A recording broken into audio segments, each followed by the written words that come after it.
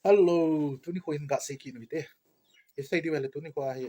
mizo setting up pachom din ay. Ay ito tulay online payment kang ay tain.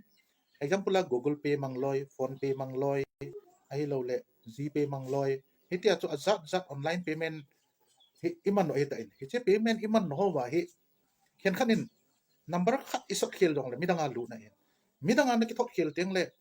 complain na gabol hiti na sumchon na mudha na mulo di hati jong hi ta san umji lo hi tain. Hin lak tu hin RBI hin dan tha khat ahin semen hiti dan tha chu ipiham ti tu ni khoi sei di he hi chu na sum chu iziam ti anang man na ki thot khel kha hi a le mu ding na de ya gang lama mu ding na de ya hi le hi chu i ti na bol ding ham hi chi dan tha chu i sei di hin i ti mu ding ham ti chu i sei di hin a chai ne ge ve an lang chu ti le nang man na man cha the ding hi se tuin ga sei wete RBI hin number khat ako yin hi number 2 iziam ti anang ma in sum chu na ki thot khela ahi lo le midang number a alut khatai tiute ichi midang number a alut kha ting le kon mi khan khat ko boya alo ne je jong hello bol di jong hello wa ki tung ge jong itam heti achu alo ne je hello je wa don ta lo ti jong he o min henge khan khat chu fire jong penan ta boy pi le ka wa chu sum chu mo da mo lo da jong ki hello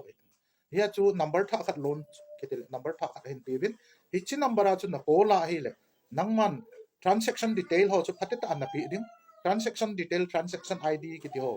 sum izat na thot nam hi chu detail ta an na pi a hi le ve min tin adi ti wa na sum chu pe na le mo the hi se ichi number chu ga sein ke te kino do win lang 1800 120 1740 ai je avelin ga sei kining 1800 120 1740 ichi number hi phatet akimel chi hitin tu lai khang hi je chun